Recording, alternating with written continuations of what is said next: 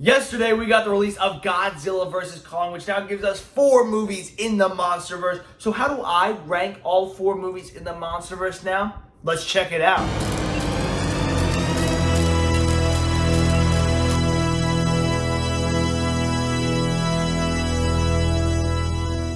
Welcome to Silver Screen Talk. My name is Luke Lapointe. I started this channel because movies are a big part of my life, and I want to talk about them with people who care about them as much as I do. With that, remember to hit that like and subscribe button. Most importantly, as we were talking movie rankings, I want to hear your thoughts down below in the comment section. Have you seen all 4 Monsterverse movies? If you have, what's your ranking for the Monsterverse? What's last? What's first? What's in between? I want to hear where you differ from me and where you sit the same with me. I want to have a nice conversation down in the comment section, because that's what I love to do. And now, let's get into it. At number 4, I have Godzilla, King of the Monsters. Now, I want to preface this by saying I really like all 4 of these movies. I think they're good to possibly great movies. And so even Godzilla, King of the Monsters sitting at number 4, I still really like it. And the funny thing about Godzilla, King of the Monsters is I think it is the movie with the second best action in the entire Monsterverse now. I think it does the action so well. It nails the action. Compared to the Mutos, I love that they brought in established monsters like Rodan and Ghidorah, and then brought in Mothra to help Godzilla. I think it added a lot more to the action. I think the action scenes were so much fun. I think the cinematography on those action scenes were incredible. I loved having thermonuclear Godzilla. There was so much I loved about the action scenes. They dove into the mythos of Godzilla a little more that set him up for Godzilla vs. Kong. They did so many things on the monster side right. However, they focused way too much on the human aspect of the plot. This is a pretty long movie. It nears 2.5 hours. And when you spend a lot of that plot on the humans, we're going to get bored because we want to see monsters fight. I will say this about Godzilla vs. Kong. One of the things they did, the humans served to move the plot forward. In Godzilla King of the Monsters, the humans had their own plot. And so it doesn't jive with me. It doesn't vibe with me when I want to see big monsters fight and I have to worry about this. Oh, we're using Titans to control the world's population. That's not what I want. And it got a little boring. It also jumps all over the place. A lot of the characters are very thinly written. I didn't really care for Vera Farmiga's character. I don't think she had a very forced character arc. I'm fine with Millie Bobby Brown. I'm fine with Kyle Chandler. The only character that I really enjoyed was Ken Watanabe, because I'll always enjoy anything Ken Watanabe's in. But they focus too much on the human aspect of the plot in a monster movie, and that's just not the approach you want to take. So for those reasons, it sits at number 4 on my list. At number 3, I have 2014's Godzilla. Now, I was so happy when I saw this in theaters in 2014 because it finally gave us a good Godzilla movie from an American studio after that abomination of Roland Emmerich's 1998 Godzilla, where Godzilla looked like a fucking dinosaur. I mean, what the hell? Sorry, but that was not a good movie at all. This pays homage and honors the Toho films from Japan, and also a story that kind of runs parallel to the Toho films. If you really analyze it, do a deep analysis of that, I really love that. I loved the design of Godzilla, like I said, paying homage to the Toho films and being very anatomically accurate to what was established in the past by the Japanese films. I think this story established a great mythos for Godzilla and his history and what he does and what he means for the earth and how he really is more of a savior than a conqueror. And I think the action was really, really good in this movie. It might be the worst action in the Monsterverse if I'm being totally honest, but the Monsterverse does great action, and this was still really good action. It was a little dark at times. They cut off some action scenes, but the action that you did get to see was a lot of fun. You did get to see Godzilla with the nuclear breath, kicking the shit out of Mutos. That was a lot of fun. The special effects were incredible. Incredible. And, I really did love this movie. You had some good performances from Bryan Cranston and Ken Watanabe. Bryan Cranston was really the emotional driver of this film, since they really did focus on the humans.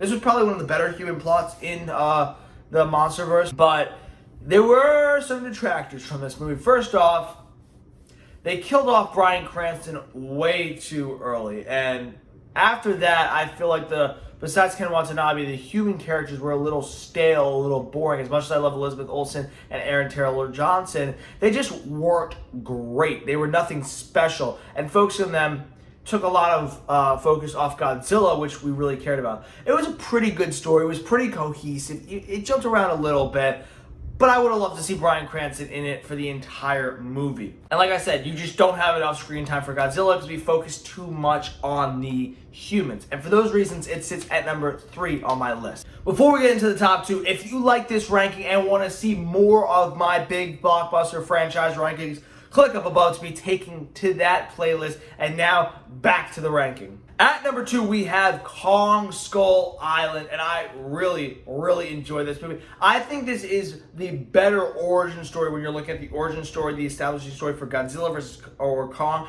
I think Kong's origin story was better. I loved that they kept this story contained to Skull Island and didn't do the typical King Kong plot where they go to Skull Island, fire him, bring him to New York, climb the Empire State Building, because we've seen that a million times. We saw it in 2005 with Peter Jackson. We don't need to see that again. And I love that they kept it to Skull Island because it allowed them to establish the backstory and the mythos and the importance of Kong, not only in the island, but for the entire world, what he could mean in the future in Godzilla vs. Kong. I thought you had some great Kong action in this movie. Very bright, very visible, and the cinematography was really good where you follow some close-up shots that bring you close to the action, and then establishing shots that allow you to see everything that is happening. I think they had a very good combo of that. I think you had very creative Kong action and versatile, where he can be going hand to hand with these skull crawlers and giant squids and helicopters, or he could be using something as a weapon. Using a helicopter as a baseball bat, using an entire tree as a baseball bat, using a chain and a boat propeller as a melee weapon. I think it was all a lot of fun. You had great design and mocap for Kong. I think Toby Kebbell was killing it as Kong. He knows how to do that because he was Koba in Dawn of the Planet of the Apes.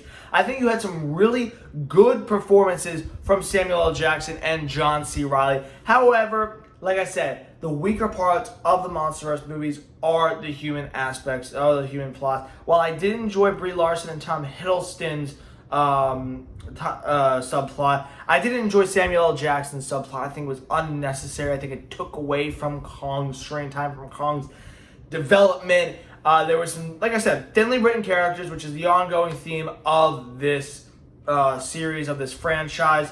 And I didn't really need the non-commentary, social commentary thrown in there. I'm going to this movie to watch giant ape fight a skull crawler. I don't need social commentary about the Vietnam War. If I want that, I'll watch something like Apocalypse Now. However, I do really enjoy this movie, and it sits at number 2 on my list. But at number 1, I have Godzilla vs. Kong, and we anticipate this was a highly anticipated film. We hyped the shit out of this film, and did it deliver? Absolutely. I loved this film. Absolutely loved it. You can check out my review for Godzilla vs. Kong up above. I think it nailed everything. Adam Wingard listened to the fans, he took notes, and he put that in his film. You wanted more monster action. Got it. You wanted less human plot. Got it. You wanted more screen time for the monsters. Got it. He listened to you, and he put in what he wanted. Is it perfect? No, but it certainly is what the fans wanted. It's very short, an hour and 58 minutes, very fast paced to get us to those monster fights, to get us to Godzilla versus Kong, which was what we all paid to see. You had incredible action and special effects. Obviously, the special effects are always going to be incredible in movies like this, but the action, I love that they have 2 different stages for this. You have the one in the aircraft carrier that allowed Godzilla to showcase his skills in the water, and then the one in Hong Kong, which allows Kong to showcase his skills on land. That allowed us to give 2 very different, but both very energetic, fun, and high-octane battles. I love the score from Junkie XL. He's just really good. He's a hidden gem when it comes to movie composers. He needs to do more in the film industry. And there was just so much to enjoy about this film. I really do. Well, the human aspect, still a little thin, But that was intentional because we wanted to focus on the monsters. And I love this movie, and it sits at number 1 on my list. Thank you so much for tuning in. Make sure to hit that like and subscribe button. And I want you to make sure you leave your thoughts down below in the comment section. I want to hear your thoughts. What is your ranking for the Monsterverse? Down below. I know you know how to comment. Thank you so much, and keep on loving movies as much as I do.